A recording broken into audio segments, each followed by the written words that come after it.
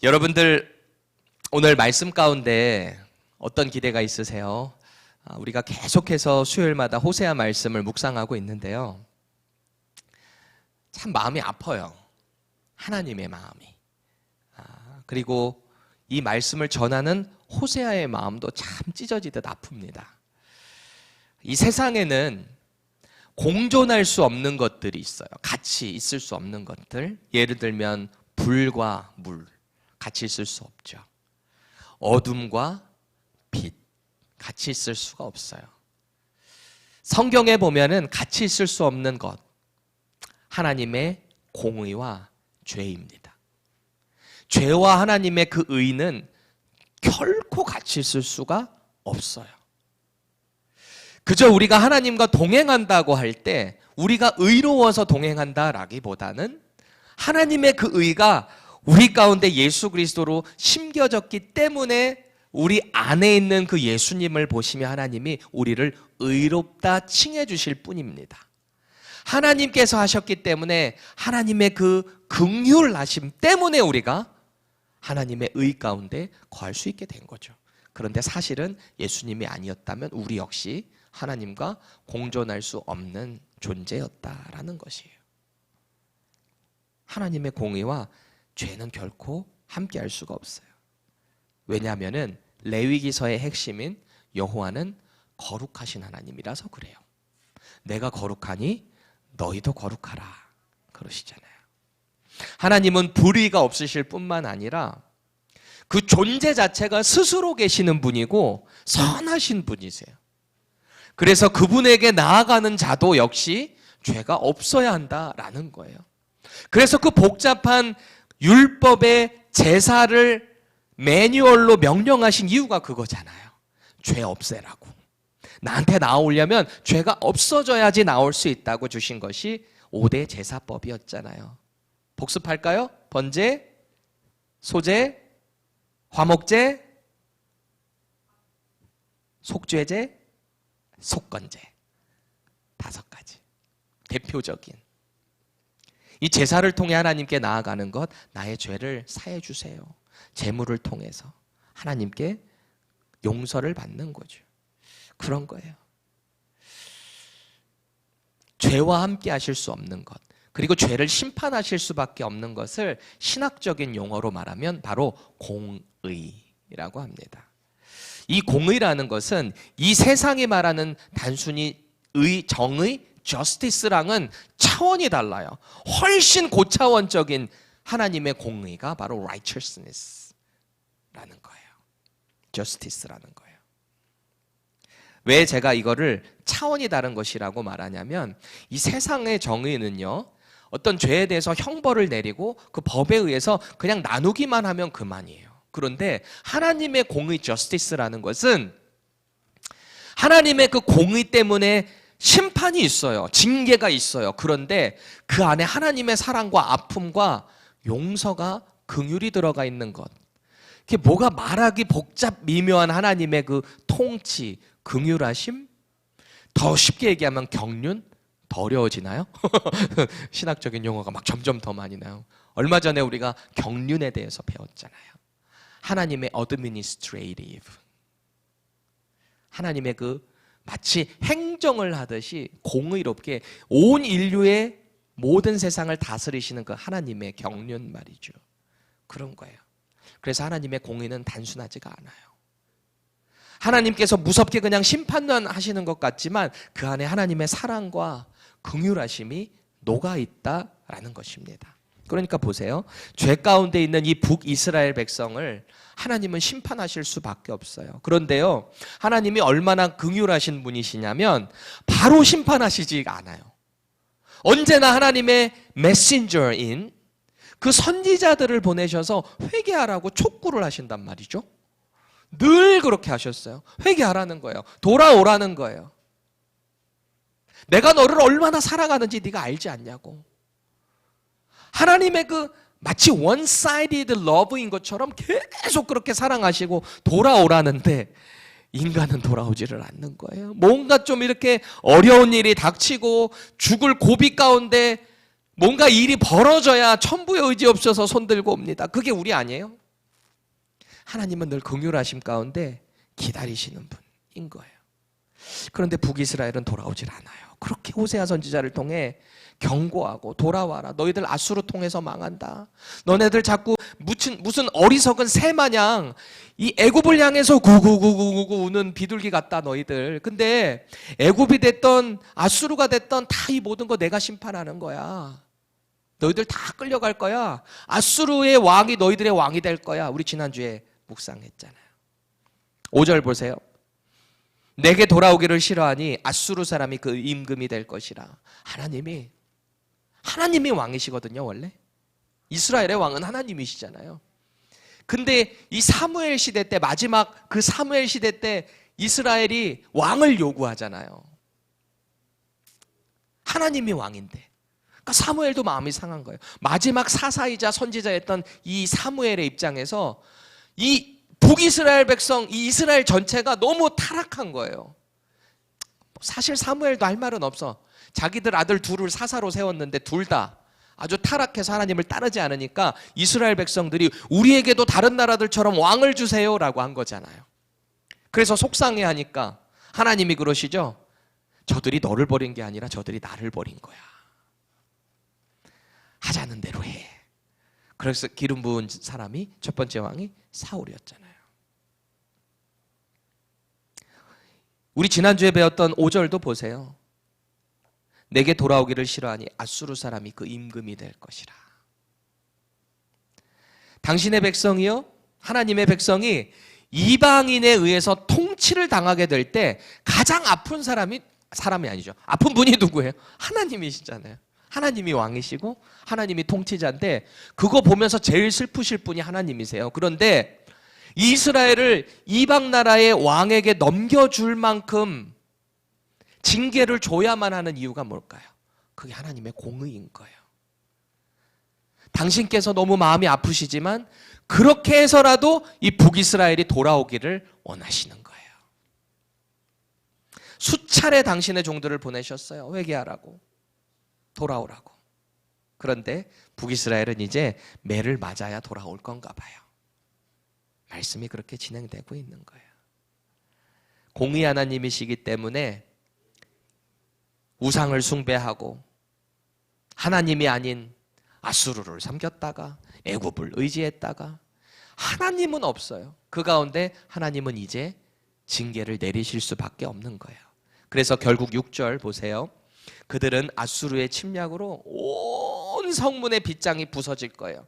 자기네들이 나름대로 다 단단하게 세웠다고 한 그것들이 이방 적들에 의해서 산산이 다 부서질 거예요. 그리고 대적의 칼이 그들을 모조리 삼켜버릴 겁니다. 얼마나 끔찍하게 죽는지 몰라요. 철저히 망합니다. 하나님의 백성이. 그 이방인들은요, 그렇게 하나님의 나라, 민족을 철저히 짓밟으면서 뭐라고 하겠어요? 하나님 별거 아니네. 여호와 별거 아니네. 너희들 신 별거 아니네. 얼마나 조롱하면서. 남유다도 마찬가지 아니에요? 바벨론에 의해서 예루살렘에 철저히 다 초토화되고 이들을 포로로 끌고 간 다음에 얼마나 이 남유다 이스라엘 백성들을 조롱했어요. 하나님이 제일 피해를 보시는 거 아니겠어요? 그런데요, 만약에 이 북이스라엘, 그러니까 북이스라엘이라는 게 원래 12개의 족속 중에 10개 지파가 위로 올라가서 만든 나라가 북쪽에 있다라고 해서 북이스라엘이잖아요. 사마리아를 수도로 해서 세웠던 나라. 그리고 남유다의 유다와 베냐민 지파를 합쳐진 이 남유다. 사실은 하나의 이스라엘이죠. 그런데 이 북이스라엘이 어쨌든 아수르에 의해서 망하게 되잖아요. BC 722년에 예수님 오시기 722년 전에 망해요. 다 포로로 끌려가요. 죽거나. 그리고 아수르가 자기네 민족들을 이 사마리아에다 딱 심어놓으면서 막 별 힘이 없는 사람들만 거기다 남겨두거든요. 그래서 거기서 혼혈족이 생겨나더니 그게 바로 사마리아인들이잖아요. 근데 만약에 북이스라엘의 역사가 지금 BC 722년으로 완전히 끝나버렸다면, 그 10개 지파가 완전히 다 죽어버렸다면, 그러면 하나님의 신실하심에 스크래치가 가요. 완전히 멸해버리셨다면. 왜냐하면 하나님께서는 이미 아브라함과 이삭과 야곱을 통해서 언약을 맺으셨거든요. 그렇잖아요?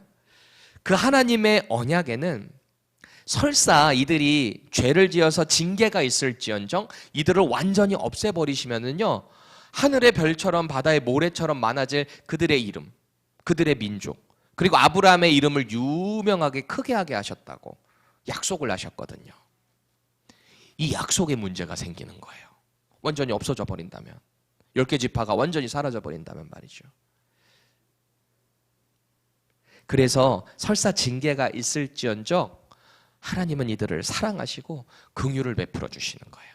지난주까지만 해도 아수르에서 너네 완전히 망한다, 아수르가 너희들 왕된다, 너네들 끝났어, 그렇게 선포됐는데요, 오늘은 갑자기 온도가 달라졌죠. 하나님도 참 힘드셨을 것 같아요. 아주 이걸 그냥 확 어떻게 해버리려다가 아유 그러면 또 안 되지, 그러면 안 되지, 그래요. 그리고 회복을 명하시는 거예요. 오늘 다시 본문 8절 보세요. 이들을 끊을래야 끊을 수 없는 아버지 하나님의 그 마음 아니에요? 하나님의 사랑, 신실하심이 이 8절 말씀에 다 녹아 있어요. 저 말씀을 우리가 조금 더 생동감을 살려서 세 번역으로 한번 다 같이 읽어볼게요. 하나님의 마음입니다. 시작. 에브라임아, 내가 어찌 너를 잠깐만 조금 생동감을 살려서 이 감정 좀 넣어보세요. 하나님이 말씀하신다고 생각하고 다시 해볼게요. 시작. 에브라임아, 내가 어찌 너를 버리겠느냐. 이스라엘아, 내가 어찌 너를 원수의 손에 넘기겠느냐. 내가 어찌 너를 아드마처럼 버리며 내가 어찌 너를 스보임처럼 만들겠느냐. 너를 버리려고 하여도 나의 마음이 허락하지 않는구나. 너를 불쌍히 여기는 애정이 나의 속에서 불길처럼 강하게 치솟아 오르는구나. 그래요. 곧 죽일 것처럼 하셨다가 너무 마음이 아프신 거예요. 하나님의 그 긍휼이, 애정이 이들을 멸하기를 원치 않으시는 거예요. 여러분 보세요. 여기 어찌라는 표현이 얼마나 많이 나와요. 어찌, 내가 어찌 너를 참, 이걸로 아마 연기하면은 사극 나올 것 같지 않아요? 막 울면서 아픈 그 마음 말이죠. 저는 이거 읽을 때마다 막 코끝이 찡찡해요. 하나님 아버지 그 마음이 어떠신가. 무섭고도 처참한 그 징계를 하시면서도 하나님의 마음이 먼저 찢어지시는 거예요. 내가 어찌 너를 버리겠느냐. 보세요. 어찌 너를 놓겠느냐 그래요. 멸망 가운데 그냥 놔둘 수가 없다는 거예요. 내가 너희들을. 어찌 너를 아드마 같이 놓겠느냐. 어찌 너를 스보임 같이 두겠느냐. 이 아드마하고 스보임이요, 이 소돔과 고모라 땅 근처에 있었던 동네 성읍 이름입니다. 이들을 완전히 멸해버리셨잖아요. 그랬던 것처럼 내가 너희들을 그렇게 멸하도록 두지는 못하겠구나 이러시는 거예요. 하나님께서는 당신의 자녀들을 징계는 하실지언정 완전히 멸하는 것까지는 원치 않는 거예요. 그래서 결국 용서하시고 회복하시겠다. 징계의 원래 목적이 그거잖아요. 징계가 완전히 이렇게 들어서 깨트려 버리겠다가 아니라 좀 어디 힘들게 했다가 다시 아버지 하나님의 뜻을 깨닫게 돼서 돌아오기를 원하게 하시는 것, 그것이 목적 아니에요? 징계의 목적. 그래서 제가 세상의 법과 하나님의 그 공의가 다르다는 거예요. 물론 세상의 법도 법을 통해서 그 근신하고 돌아오는 것이 목적으로 하겠지만 그 시작부터가 좀 온도차가 있잖아요. 하나님의 긍휼을 하심과. 하나님이 이렇게 하시는 이유가 뭔가요? 9절 보세요. 내가 하나님이요 사람이 아님이라. 하나님께서 하시는 말씀, 내가 하나님이요 사람이 아님이라. 너희 가운데 있는 거룩한 이니 진노함으로 너에게 임하지 아니하리라. 지난주까지만 해도 완전히 곧 망하게 할 것 같았는데 하나님의 마음이, 긍휼하심이 다시 이들을 감싸 안아주시는 거예요. 여기서 하나님이라고 그러잖아요. 이게 엘, 히브리어 엘을 이야기했어요. 엘로힘 그러잖아요. 그 엘이 거룩한, 전지전능하신 그런 이미지가 담겨있는 단어가 엘이거든요. 초월하시는 분, 전능하시는 분. 그러니까 엘이신 하나님께서 사람들은 그렇잖아요. 뭔가 분노에 휩싸이거나 뭔가 화를 내게 되면은 왜 그럴 때 있죠. 내가 내 화에 더 화나는 경우 있어요? 이게 애들 혼낼 때 좀 그런 게 있어요. 우리 자녀들을 혼낼 때 처음에는 다짐을 합니다. 내가 요 맴매 조금만 들고 이 아이를 노려보지 마, 병건아. 아빠가 사랑으로 그렇게 하는 건데 처음에는 이렇게 회초리를 들어서 이 아이가 바른 길로 갈 수 있게 하는데 하다 보면은 얘가 이렇게 막 말대로 내 뜻대로 안 따를 때 내가 내 화 때문에 내가 화날 때가 또 있단 말이에요. 여러분들 나중에 부모님 돼 보면 알아요? 나는 맴매 절대 안 해야지 이런 분이 있나요? 없어요. 다 하게 될걸요? 잠언 기자는 말합니다. 자녀를 사랑으로 징계하는 것이 맴매로 회초리로 다스리는 것이 사랑이에요. 그냥 때리는 게 아니라 사랑으로 해야 하는 거죠. 인간은 한계가 있어요. 뭔가 분노 조절하는데 어려움이 있을 수 있어요. 내 분노 때문에 내가 더 분노할 때도 많고요. 상대의 모습을 보며 너무 답답해서 더 화날 때도 있고요. 이렇게 해주기를 바라는데 그대로 안 따라오니까 더 화나서 또 화가 날 때도 있고요. 우리 인간은 그래요. 사실 하나님께서 보실 때는 참 코미디죠. 너도 그런데 이러면서 말이죠. 그런데 하나님은 그러시지 않다는 거예요. 그 엘 되시는 초자연적인 하나님, 통제가 가능하신 그 하나님께서는 당신의 그 분노 가운데 분별력 없이 화를 내시는 분이 아니라는 거예요. 징계를 내리셔서 하나님 너무하셨다 싶지만 그 가운데 제일 아파하시는 분이 하나님이시라는 거예요. 하나님의 신적인 의지와 지혜로 이 타오르는 분노 또한 하나님은 조절하신다 라는 이야기를 호세아 선지자가 말하고 있는 거예요. 특히 하나님께서 자신을 가리켜서 뭐라 그래요? 거룩하다라고 그러잖아요. 하나님께서 당신을 거룩하다라고 하시는 이유가 뭘까요? 왜 거룩하다고 하실까요? 아까 초반에도 말씀드렸지만 하나님은 죄와 함께 하실 수 없는 분이시기 때문에 내가 거룩하니 너희도 거룩하라라고 하는 그 이유는 내가 너희와 그렇게 더 함께하고 싶다라고 하는 하나님의 마음 아닐까요? 그래서 하나님의 그 거룩하심 때문에 죄와 공존할 수 없는 이 거룩하심 때문에 하나님은 어쩔 수 없이 징계를 할 수밖에 없다라는 것입니다. 하나님께서 특별히 택하신 이스라엘 백성일지라도 이들을 징계하셔야 되는 거예요. 이방인이야 뭐 하물며 말할 것도 없죠. 가나안을 하나님의 백성을 들어서 심판하시는 것 보세요. 이사야 선지자를 통해서 계속하는 말은 아수르도 바벨론도 다 하나님 심판 받는다는 거예요. 그러니까 사실은 인류에서 심판을 피해갈 수 있는 사람은 아무도 없다라는 거예요. 전적인 하나님의 그 공의와 하나님의 긍휼하심 때문에 우리가 이 자리에 있는 거지 다 심판의 대상이다라는 겁니다. 특별히 오늘 하나님께서는 당신의 그 거룩하심 때문에 지금은 징계할지는 몰라도 내가 너희들에게 이 불타오르는 분노를 통해서 심판할 수는 있을지라도 내가 너희들은 완전히 멸하진 않을 거야. 그러시는 거예요. 여러분 이율배반이라는 사자성어가 있어요. 아세요? 이율배반. 그래요. 서로 다른 두 개의 명제가 있는데 둘 다 타당성을 가지고 있는 거예요. 이게 만나는 게 이율배반입니다. 이런 거예요. 무엇이든지 뚫을 수 있는 창, 그리고 무엇이든지 막을 수 있는 방패, 모순이라 그러잖아요. 둘 다 정확한 명제예요. 그런데 그 만남이 어색한 거죠. 마치 이런 이율배반인 것처럼 하나님은 거룩하시기 때문에 죄와는 함께 하실 수 없고 그렇다고 완전히 멸망을 시켜야 되는데 또 멸망은 못 시키고 이런 개념은 아니라는 거예요. 하나님의 그 공의가, 긍휼하심이. 왜냐하면은요, 들어보세요. 하나님은 보세요. 거룩하시기 때문에 죄를 미워하신다. 그러니까 심판하신다. 이건 하나의 그냥 명제예요. 하나님께서 말씀하신 하나님의 공의로운 성품이신 거죠.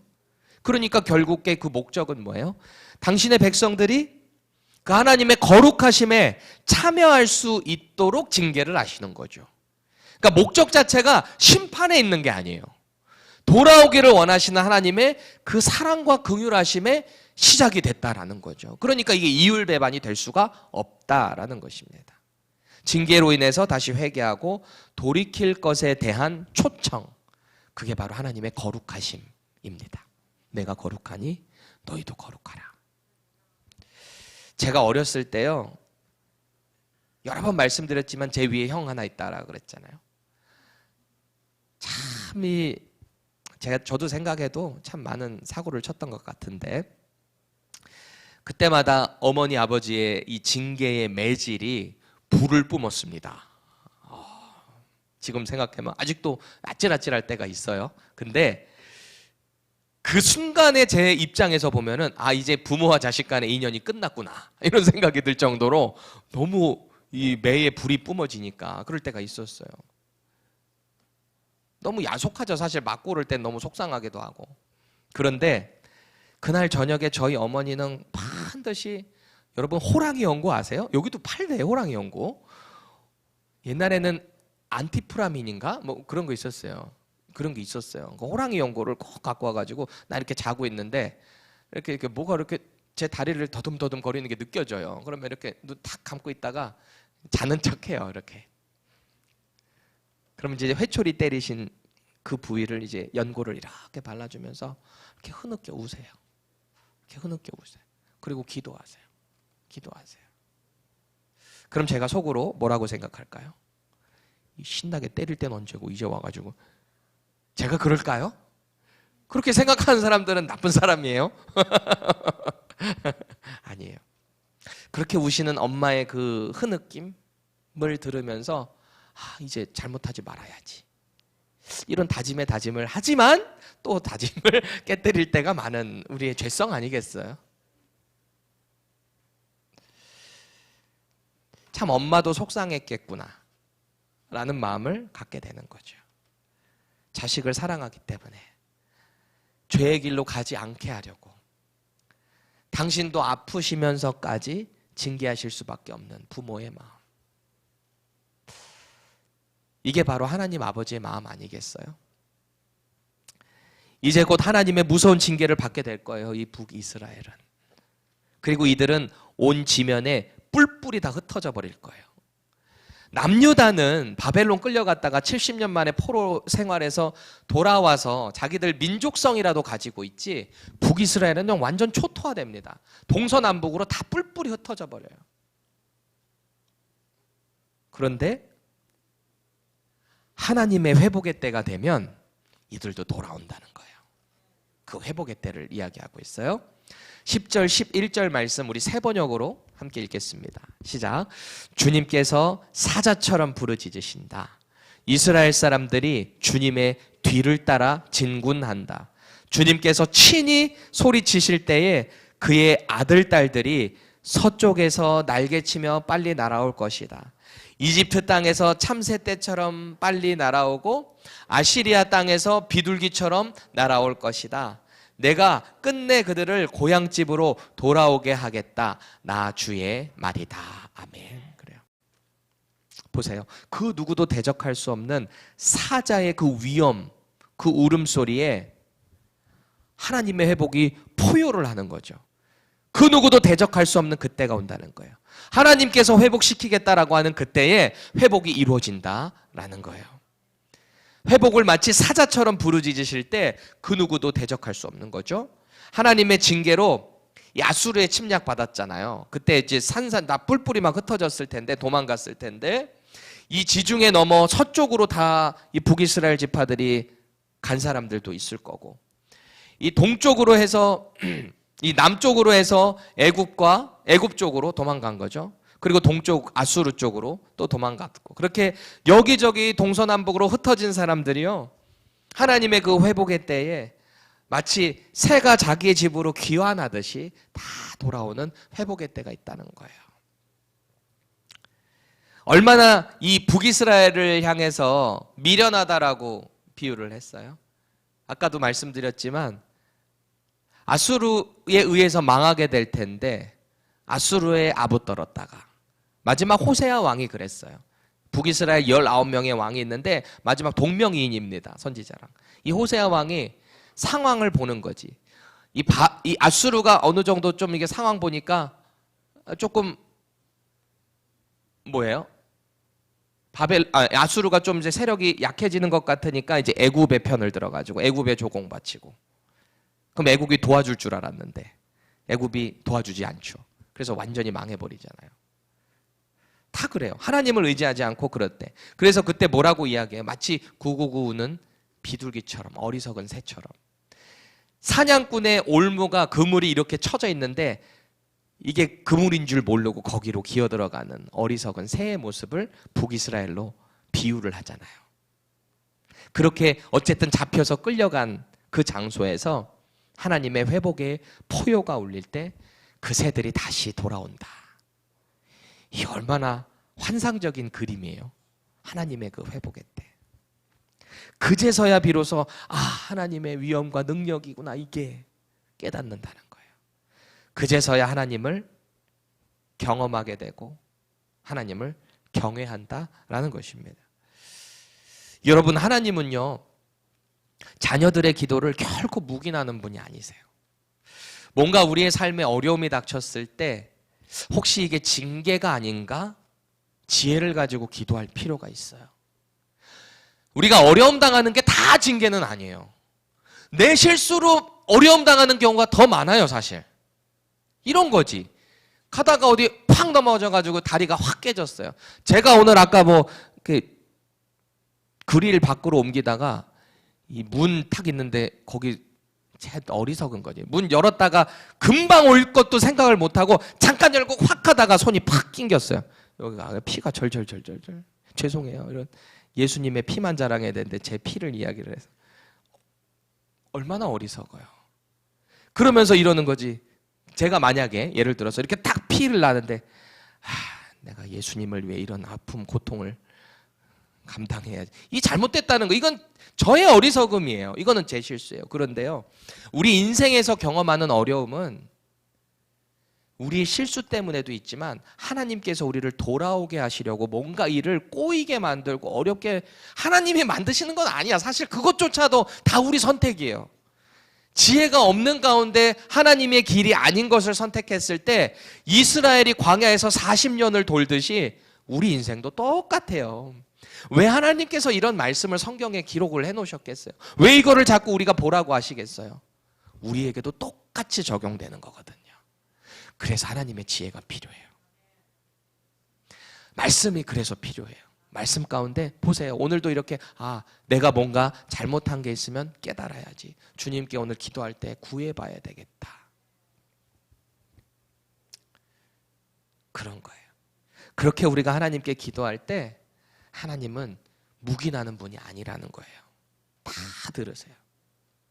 다윗이 고백하는 것처럼 그 눈물의 기도를 이 병에 담아서 주님께서 다 그거를 듣고 계신다는 것처럼, 시편 기자의 말처럼 다 기억하세요.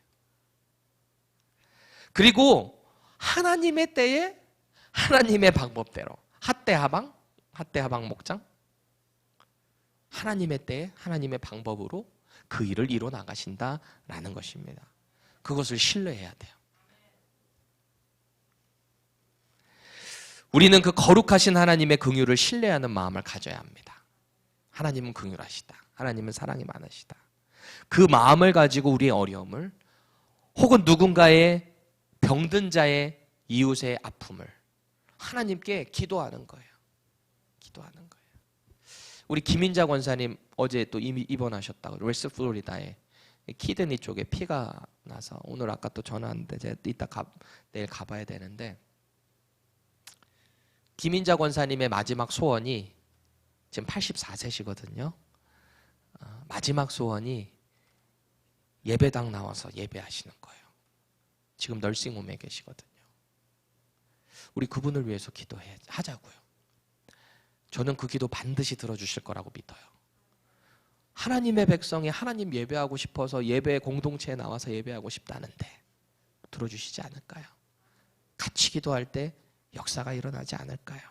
우리 야고보서 5장 16절 함께 선포하겠습니다. 시작.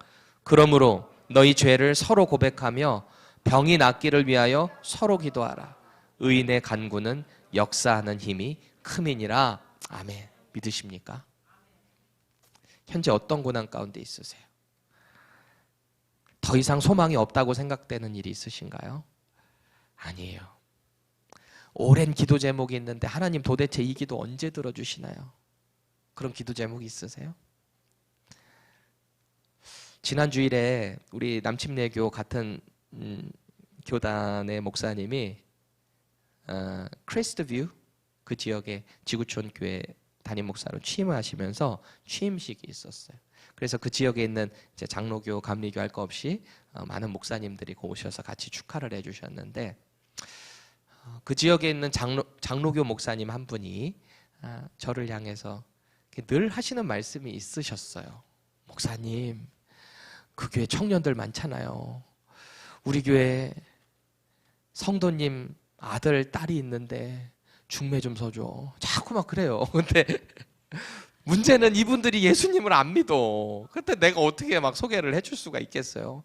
근데 한편으로는 제가 그 얘기를 들었을 때 내가 우리 청년들 괜히 잘못 소개시켜줬다가 믿음이 믿지를 않는 분인데 또 한국말도 못하시는 분들이고 근데 한 분이 여기 펜사콜라 산대요. 형제가 바텐더 한다고 그래요. 어디서. 그리고 자매는 데스틴에서 미용사인데 둘 다 예수님을 잘 안 믿는 것 같아. 그러면서 처음에는 제가 들었을 때 어떻게 소개를 해줘요? 그냥 네 하고 대답하고 제가 이거 들으실 수도 있는데 그렇죠? 그러고서 제가 마음을 딱 했는데 그날 또 저를 만나셨을 때 이 헌금 봉투에다가 돈을 주셨다는 얘기는 아니고 헌금 봉투에다가 그 어머니가 매주마다 헌금 제목을 빼곡하게 쓰셔서 헌금을 하신대요. 그 내용을 보니까 아들 누구, 딸 누구, 예수님 믿고 뭐 그런 내용도 있고 결혼할 수 있게 해달라고 내용을 매주 그 똑같은 제목을 써서 내신대요. 나도 너무 힘들다는 거야. 이거를 계속 보는데 중매를 서달라는데 결혼할 수 있게 해달라고 자꾸 하나님께 기도를 하는데 그 봉투를 그대로 갖고 와서 나한테 주시는 거예요. 근데 내가 그걸 딱 받으면서 마음이 어떤 생각이 들었냐면 와, 그분이 정말 믿음으로 그렇게 기도하고 있는데 그 어머니가 내가 어떻게 그냥 이거를 넘어갈 수 있을까? 그냥 소개시켜준다는 얘기가 아니라 나도 이 기도에 동참해야 되겠다라는 생각이 했어요. 그래서 하나님께서 하신다면 이 두 분이 예수님 믿고 변화되는 그 타이밍이 있을 거고 그래서 뭔가 된다면 하나님이 또 뭔가 연결할 수 있는 계기가 되지 않을까 그런 마음이 들었어요. 하나님의 때에 하나님의 방법이 있어요. 하나님의 그 인도하심에는 하나님의 사랑과 긍휼이 들어가 있어요. 징계를 하시지만 반드시 그것을 통해 돌이키기를 원하는 하나님의 긍휼. 그것을 오늘 다시 한번 깊이 묵상하시자고요. 우리가 기도할 때 우리의 어떤 상황과 형편을 떠나서 나에게만 이렇게 집중해 주시고 내가 예배할 때 기뻐 받으시는 그 하나님을 집중하시자고요. 그래서 우리의 기도 가운데 하나님의 넉넉하신 그 은혜가 오늘 저와 여러분들에게 부어질 수 있기를 축원합니다.